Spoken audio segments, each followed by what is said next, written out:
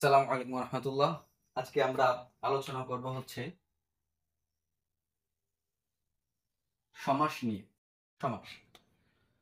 তো এই সমাসটা হচ্ছে, সমাসটা কাকে বলে? দুই বা বহু পদ এক পদে পরিণত হওয়াকে সমাস বলে। আমরা লিখতে পারি হচ্ছে দুই বা বহু পদ এক পদে পরিণত হওয়াকে সমাস বলে। ঠিক আছে, মানে কয়েকটা শব্দ থাকবে, এই কয়েকটা শব্দ এক শব্দে পরিণত হয়ে যাবে। যেমন আমরা বলতে পারি হচ্ছে, যদি আমরা লিখি সিংহাসন, এই যে আমরা এই সিংহাসন, এই যে একটা শব্দ দেখতেছি, এটা মূলত কয়েকটা শব্দে ছিল। এই সবগুলো শব্দকে একত্রিত করে ফেলছে। সেই শব্দগুলা কি কি? সেগুলো হচ্ছে সিংহ, চিহ্নিত, আসন। ঠিক আছে, তাহলে এই যে সিংহাসনটা আমরা দেখলাম, সেটা সিংহ, চিহ্নিত, আসন, কয়টা এখানে ওয়ার্ড আছে? এক, দুই, তিন। তিনটা শব্দকে এক শব্দে পরিণত করেছে। এইরকম একাধিক শব্দকে এক শব্দে পরিণত করাকে বলা হয় সমাস। ঠিক আছে, ঠিক আছে। যেমন আমরা আরেকটা যদি লিখে হচ্ছে, লিখলাম হচ্ছে খাতা কলম। ঠিক আছে, লিখলাম হচ্ছে খাতা কলম। এখন এটাকে কি করা যেতে পারে? এইটাও কিন্তু মূলত যদি আমরা ভাঙি তাহলে পাবো হচ্ছে খাতা ও কলম। ঠিক আছে, তো খাতা ও কলম, এখানে তিনটা ওয়ার্ড ছিল, এই তিনটা ওয়ার্ড একত্রিত হয়ে খাতা কলম হয়েছে। এখানে সিংহ, চিহ্নিত, আসন তিনটা ওয়ার্ড ছিল, এই তিনটা ওয়ার্ড একত্রিত হয়ে সিংহাসন হয়েছে। আচ্ছা, সো আমরা এখন বুঝতে পারলাম সমাস হচ্ছে দুই বা বহু পদ এক পদে পরিণত হওয়াকে সমাস বলে। আচ্ছা, তো এখন এই সমাসটাকে কয়েকটা ভাগে ভাগ করা যায়। কয়েকটা ভাগে ভাগ করা যায়, সেগুলো কি কি? সেগুলো যদি আমরা দেখি, সমাসটাকে 6 ভাগে ভাগ করা যেতে পারে। সমাসটা কয় ভাগে হয়? সমাসটা 6 ভাগে ভাগ করা হয়েছে। কি কি আমরা একটু দেখি যদি।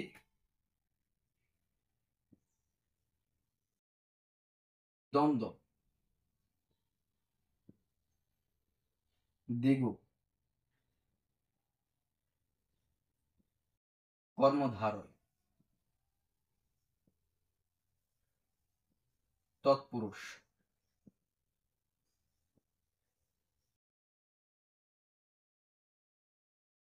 অব্যয়ীভাব,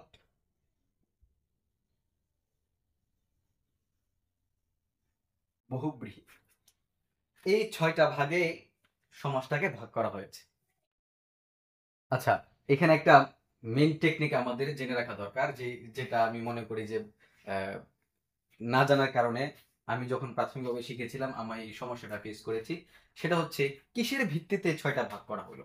এই যে আমরা 6টা ভাগ করলাম, এটা কিসের ভিত্তিতে, কোন আঙ্গিকে এটাকে আমরা 6 ভাগে ভাগ করেছি, সেটা আমরা একটু উদাহরণ দিয়ে দেখাই। লিখলাম হচ্ছে, আমি লিখলাম হচ্ছে বাবা মা, এই একটা কথা লিখলাম। আচ্ছা, আমি বলতেছি যে আজকের এই অনুষ্ঠানে আমার বাবা মা এসেছে। আজকের এই অনুষ্ঠানে আমার বাবা মা এসেছে। এখন যদি আমি এই কথা বলি, তাহলে মানুষে কি বুঝবে? শুধু আমার বাবা এসেছে এটা বুঝবে, নাকি শুধু আমার মা এসেছে এটা বুঝবে? না, বরং এই দুইজনে এসেছে, বাবাও এসেছে মাও এসেছে, এটা বুঝবে। তাহলে এখানে দেখেন, এখানে কিন্তু দুইটা পদ আছে, একটা হচ্ছে বাবা, এটা হচ্ছে আমরা বলতে পারি হচ্ছে পূর্বপদ, এবং মা এটা হচ্ছে পরপদ। ঠিক আছে, আচ্ছা, যখন আমি বললাম যে বাবা মা এসেছে, তার মানে বাবাও এসেছে মাও এসেছে, এটা পূর্বপদ বোঝাচ্ছে, পরপদ বোঝাচ্ছে, দুইটার অর্থই বোঝাচ্ছে এখানে। আচ্ছা, এখন যদি আমার একটা এরকম কথা বলি, যে আমি লিখলাম হচ্ছে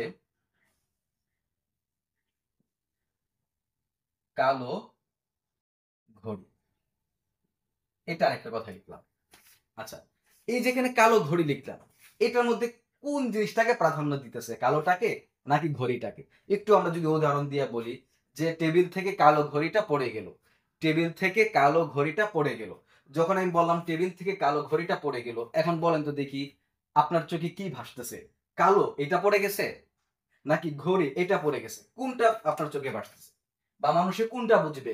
কালো এটা এটা পড়ে গেছে, না এটা পড়ে না, তাহলে কি পড়ছে? ঘড়িটা পড়ছে, সেটার রংটা কালো হইতে পারে, লাল হইতে পারে।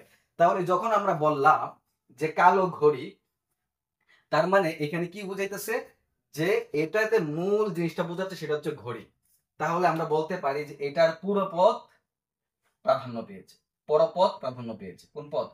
পরপদ প্রাধান্য পেয়েছে। এখানে আমরা দুইটা উদাহরণ দিলাম।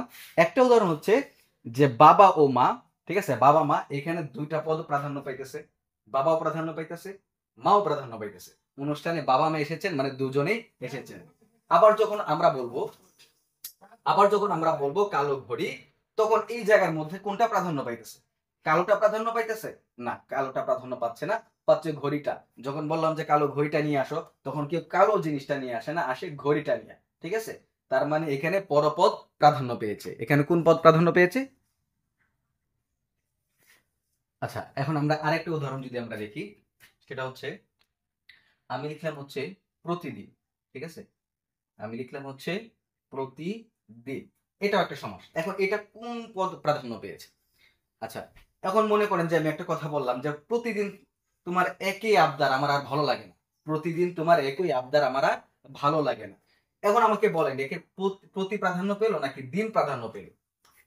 আচ্ছা, একটা জিনিস চিন্তা করেন যে প্রতিদিন একই আবদার, এই যে একই আবদার, সেটা কি দিনের বেলা করে? রাতেও তো করতে পারে। রাতও মনে করেন যে করলো, রাতের 12টার সময় সে একই ধরনের আবদার করতেছে। তাহলে আমরা বলবো যে প্রতি রাত বা প্রতিদিন যেটাই বলি সেটা দিয়ে মূলত দিন বা রাতটাকে উদ্দেশ্য করি না, আমরা উদ্দেশ্য করি প্রত্যেকবার প্রতিটাকে উদ্দেশ্য করি। প্রতিদিন তুমি একই আবদার করতেছো, প্রতিদিন তুমি স্কুলে যাও, তাহলে প্রতিদিন স্কুলে গেলে এটা সকাল সকাল সময়টা বুঝাইতেছে। হ্যাঁ, আবার প্রতিদিন অফিস থেকে বাসায় ফিরে আসে, তো প্রতিদিন অফিস থেকে বাসায় হয়তো রাতে 10টায় ফিরতে পারে, অথবা সন্ধ্যায় ফিরতে পারে। তাহলে সন্ধ্যায় ফিরুক অথবা রাতে ফিরুক, যখনই ফিরুক, এটাকে আমরা উদ্দেশ্য করি না, আমরা মিন করি বা উদ্দেশ্য করি হচ্ছে মানে রেগুলারিটিকে, মানে প্রত্যেকবারই সেটা ঘটতেছে। তাহলে যখন আমরা প্রতিদিন শব্দটা ইউজ করি, মূলত এটা দিয়ে আমরা দিন বুঝাই না, প্রত্যেকবারই ঘটতেছে এটাকে বুঝায়। ঠিক আছে, তার মানে এখানে পুরো পদ প্রাধান্য পেয়েছে। এখানে কোন পদ প্রাধান্য পেয়েছে? এখানে পেয়েছে পূর্বপদ প্রাধান্য। যখনই আমরা বলবো যে প্রতিদিন, সে প্রতিদিন আসে, এটা হইতে পারে সে সন্ধ্যাও আসে, রাতেও আসে, যখনই আসুক না কেন আমরা বলতেছি যে প্রতিদিন। আমরা কি বলতেছি? প্রতিদিন। যেহেতু এটা প্রতি বলতেছি, তাহলে এখানে আমরা মূলত দিনটাকে উদ্দেশ্য করি না, আমরা উদ্দেশ্য করতে হচ্ছে প্রতিটাকে উদ্দেশ্য করি। এই জন্য আমরা এখানে পুরো পদ প্রাধান্য এটা বলবো। ঠিক আছে, আচ্ছা, আরেকটা উদাহরণ যদি আমরা আপনাদেরকে দেই, এখন আরেকটা উদাহরণ আমি লিখলাম, সেটা হচ্ছে আমি লিখলাম হচ্ছে লাল পানি। ঠিক আছে, লাল পানি লিখলাম, কি লাল পানি, অথবা লিখলাম হচ্ছে লাল ডালা, লাল ডালা। আমরা লিখলাম লাল পানি অথবা লাল ডালা। আচ্ছা, যখন আমরা বললাম যে লাল পানি, যখন আমরা বললাম হচ্ছে লাল পানি, এটা দ্বারা কি বুঝাইতেছে? এটা দ্বারা মূলত এটা ব্যবহার করা হচ্ছে, এটা এটা একটা মাদক দ্রব্য হিসাবে, হ্যাঁ, মদ এরকম বুঝাইতেছে যে লাল পানি, হালকা মেরেছি ভাই লাল পানি।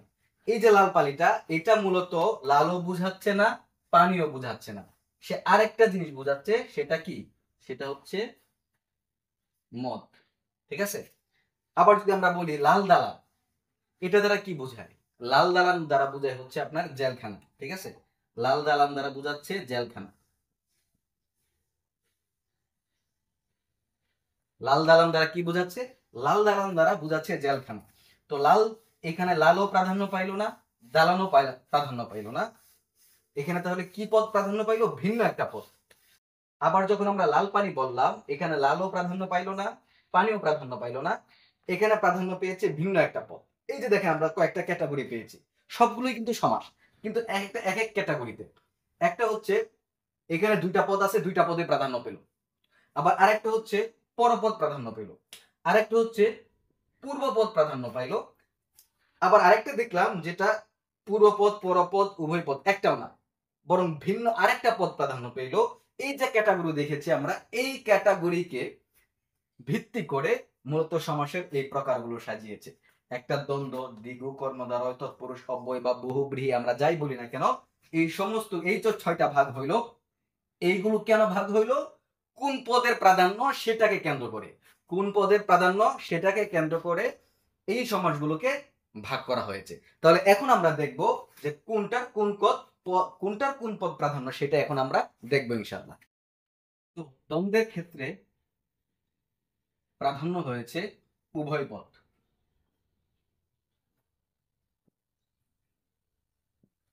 দ্বন্দ্বের ক্ষেত্রে হচ্ছে উভয় পদ প্রাধান্য। আমরা বলতে পারি বাবা মা, ভাই বোন, খাতা কলম, এই সবগুলাই কি দ্বন্দ্ব সমাস, কারণ এটা উভয় পদ প্রাধান্য। ঠিক আছে। আচ্ছা, এরপর যদি আমরা আরেকটা দেখি, আমরা আসলাম মনে করেন যে তৎপুরুষে, হ্যাঁ, তৎপুরুষে আসলাম। এই তৎপুরুষের কোনটা প্রাধান্য? সেটা হচ্ছে পরপদ প্রাধান্য। পরপদ প্রাধান্য। দ্বন্দ্ব কোন পদ প্রাধান্য? উভয় পদ প্রাধান্য। তৎপুরুষ কোন পদ প্রাধান্য? এটা উভয় পদ প্রাধান্য। এমনকি যে আমরা দ্বিগু, এই দ্বিগুটাও পরপদ প্রাধান্য। আসে যদি কর্মধারয়, কর্মধারাইটাও পরপদ প্রাধান্য।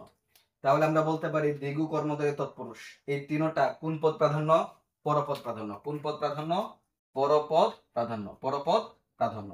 আর অব্যয়ভাব, এটা হচ্ছে পূর্বপদ প্রাধান্য। পূর্বপদ প্রাধান্য। আর বহুব্রীহি যেটা, সেটা হচ্ছে কোনটাই প্রাধান্য না, এটা হচ্ছে ভিন্ন পদ প্রাধান্য। তাহলে আমরা দেখতে পাইলাম এই 6টা সমাসকে 4টা ক্যাটাগরিতে ভাগ করা হয়েছে। 6টা সমাসকে 4টা ক্যাটাগরিতে ভাগ করা হচ্ছে। একটা হচ্ছে উভয় পদ প্রাধান্য, একটা পরপদ প্রাধান্য, একটা পূর্বপদ প্রাধান্য এবং আরেকটা ভিন্ন পদ প্রাধান্য। আমরা একটু দেখি। দ্বন্দ্ব উভয় পদ প্রাধান্য, দ্বিগু, কর্মধারয়, তৎপুরুষ, এই তিনটাই পরপদ প্রাধান্য। এবং 5 নাম্বার যেটা অব্যয়ভাব, সেটা পূর্বপদ প্রাধান্য। এবং বহুব্রীহি যেটা আছে সেটা হচ্ছে ভিন্ন পদ, মানে একটা পদ প্রাধান্য না পেয়ে অন্য একটা ভিন্ন পদ প্রাধান্য পেয়েছে। ঠিক আছে। তাহলে আমরা বলতে পারি একটার আর একটা বিপরীত যদি আমরা হিসাব করি, এভাবে কিন্তু নিবন্ধনে প্রশ্ন আসে যে অব্যয়ভাব, এটার বিপরীত কোনটা? অব্যয়ভাবের বিপরীত কোনটা? অব্যয়ভাব যেহেতু এটা পূর্বপদ প্রাধান্য পেয়েছে, তাহলে এটার বিপরীত হবে পরপদ। তাহলে অব্যয়ভাবের বিপরীত হচ্ছে তৎপুরুষ সমাস। আবার অব্যয়ভাবের বিপরীত কর্মধারয় সমাস। আবার অব্যয়ভাবের বিপরীত দ্বিগু সমাস। এই তিনটাই হইতে পারে। আবার যদি বলি যে দ্বিগু সমাসের বিপরীত কোনটা, তাহলে দ্বিগু সমাস হচ্ছে পরপদ প্রধান, তাহলে এটা বিপরীত হচ্ছে পূর্বপদ প্রধান। তাহলে দ্বিগু সমাসের বিপরীত হচ্ছে অব্যয়ভাব, কর্মধারয়ের বিপরীত হচ্ছে অব্যয়ভাব, তৎপুরুষের বিপরীত সমাস হচ্ছে অব্যয়ভাব। আচ্ছা, এটা গেল। এখন যদি বলা হয় যে দ্বন্দ্ব সমাসের বিপরীত কোনটা, দ্বন্দ্ব সমাস হচ্ছে উভয় পদ প্রাধান্য। আর আমরা এখানে দেখতে পাচ্ছি বহুব্রীহি যেটা আছে, এটা কোনো পদে প্রাধান্য না, ভিন্ন আর একটা পদ প্রাধান্য। তার মানে দ্বন্দ্ব সমাসের বিপরীত সমাস হচ্ছে বহুব্রীহি সমাস। আবার যদি আমরা বলি বহুব্রীহি সমাসের বিপরীত সমাস হচ্ছে দ্বন্দ্ব সমাস। ঠিক আছে। এখন আমরা আলোচনা করব শুধু 3টা সমাসকে নিয়ে। ঠিক আছে। এখন আমরা আলোচনা করব শুধু 3টা সমাস নিয়ে, সেটা হচ্ছে দ্বন্দ্ব সমাস, কর্মধারয় সমাস এবং হচ্ছে বহুব্রীহি সমাস। ঠিক আছে। আমরা জানি উভয় পদ প্রাধান্য পাইলে সেটা হচ্ছে দ্বন্দ্ব সমাস, পরপদ প্রাধান্য পাইলে সেটা হচ্ছে কর্মধারয় সমাস, এবং উভয় পদ প্রাধান্য না পাইলে ভিন্ন আরেকটা পদ প্রাধান্য পাইলে সেটা হচ্ছে বহুব্রীহি সমাস।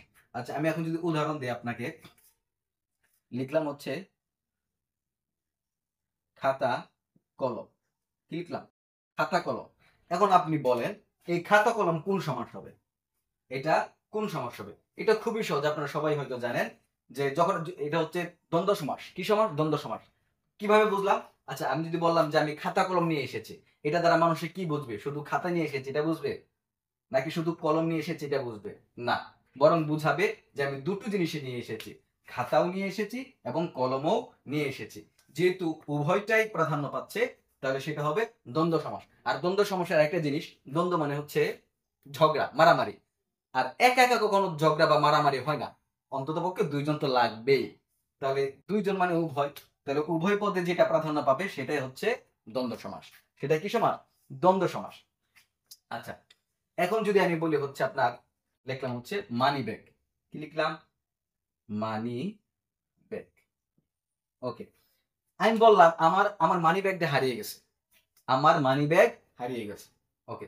তো যখন আমি বললাম যে আমার মানি ব্যাগ হারিয়ে গিয়েছে, এখন আপনি একটু চিন্তা করেন তো, আপনি কি বুঝতেছেন? আমার মানি হারিয়ে গেছে এটা বললাম, নাকি আমার ব্যাগ হারিয়ে গেছে এটা বললাম?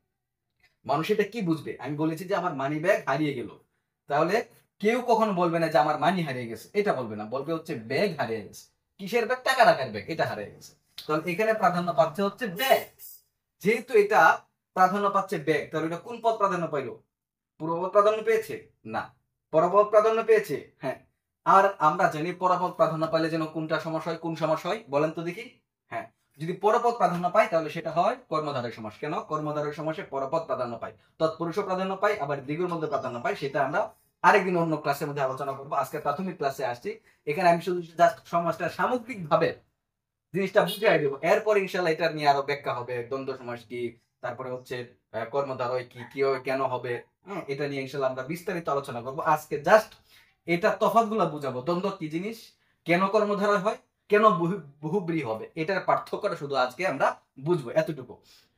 আচ্ছা, এখন যদি আমি বলি হচ্ছে, লিখলাম হচ্ছে মক্কার কারি, ঠিক আছে, মক্কার কারি, ওকে, লিখলাম হচ্ছে মক্কার কারি। আচ্ছা, এই কথা যখন আমরা কখন বলি, দেখেন অনেক সময় অনেক অনেক বেশি পণ্ডিতগিরি দেখায় বা অনেক বেশি ধার্মিকতা দেখায়, হ্যাঁ, যেটা আসলে এটা খাপ খাইতেছে না, হ্যাঁ, তখন আমরা বলি আইসে মক্কার কারি আসছে, মক্কার কারি আসছে। এই কথাটা যে আমরা বললাম, তাহলে এটা দ্বারা কি মক্কা বুঝাইতেছে? না, এটাও বুঝাইতেছে না। কারি বুঝাইতেছে? সে কি আসলে কারি? না, সেটাও না। বরং কি বুঝাইতেছে? যে এখানে বেশি পণ্ডিতি দেখাইতেছে। সে কি দেখাইতেছে? পণ্ডিতি দেখাইতেছে। যখনই আমরা বলতেছি যে মক্কার কারি, তাহলে এটা পূর্বপদ প্রাধান্য পেল না, পরপদ প্রাধান্য পেল না, ভিন্ন আরেকটা পদ প্রাধান্য পেয়েছে। ভিন্ন আরেকটা পদ যখন প্রাধান্য পায়, তখন সেই ক্ষেত্রে এটা কোন সমাস হবে বলতো দেখি? এটা কি দ্বন্দ্ব হবে? হবে না। কেন হবে না? কারণ দ্বন্দ্ব হইতে গেলে উভয় পদ প্রাধান্য পাইতে হয়, এটা তো একটা পদ প্রাধান্য পাইলো না। এটা কি কর্মধারয় হবে? না, হবে না। কেন হবে না? কারণ কর্মধারয় হইতে গেলে পরপদ প্রাধান্য হয়, এটা তো পরপদকারী, সে তো কারী না, এটা প্রাধান্য পেলো না, তার মানে এটাও হবে না। তাহলে কি বহুব্রীহি হবে? হবে। কেন হবে? কারণ বহুব্রীহি হতে হলে ভিন্ন আরেকটা পদ প্রাধান্য পাইতে হয়। তাহলে এটা ভিন্ন আরেকটা পদ প্রাধান্য পেয়েছে, তার মানে এটা হচ্ছে বহুব্রীহি সমাস। এটা কোন সমাস? বহুব্রীহি সমাস। ঠিক আছে, তাহলে আমরা আরো কয়েকটা উদাহরণে যাই জিনিসটা ক্লিয়ার করার জন্য। যেমন আমি লিখলাম হচ্ছে নামাজ কালাম, ঠিক আছে, আমি লিখলাম নামাজ কালাম, ঠিক আছে, আমি নামাজ কালাম শেষ করে বাসায় আসলাম, আমি নামাজ কালাম শেষ করে বাসায় আসলাম। এখানে দ্বারা কি বুঝাইতেছে? এটা দ্বারা নামাজও বুঝাইতেছে এবং কালামও বুঝাইতেছে। আবার যদি আমি বলি হচ্ছে যে চেয়ার টেবিল, ঠিক আছে, আমি যদি বলি হচ্ছে কি চেয়ার টেবিল, অথবা লিখি যদি হচ্ছে আপনার বাস ট্রাক, ঠিক আছে, বাস ট্রাক, রাস্তার মধ্যে বাস ট্রাক অনেক বেশি, ঠিক আছে, মানে এই জন্য জ্যাম জোটে আমরা পড়ি। তাহলে বাস ট্রাক দ্বারা কি বুঝাইতেছে?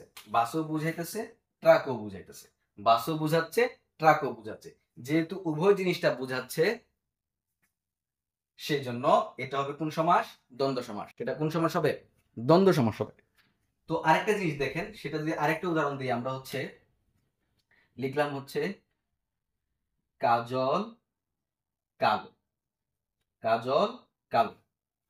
আচ্ছা, অনেক সময় অনেকে তার প্রিয় মানুষের সৌন্দর্য বর্ণনা করতে গিয়ে বলে তোমার চুলগুলো হচ্ছে কাজল কালো, তোমার চুলগুলো কি কাজল কালো।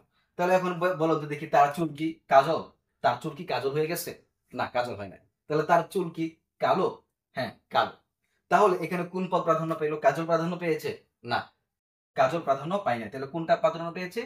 এই কালোটা। তাহলে এটা কি পরপদ প্রাধান্য পেয়েছে। তাহলে এটা কোন সমাস হবে বলেন তো দেখি? এখন আপনারা ভাববেন, কারণ পরপদ প্রাধান্য পেলে আমরা জানি কি সমাস হয়?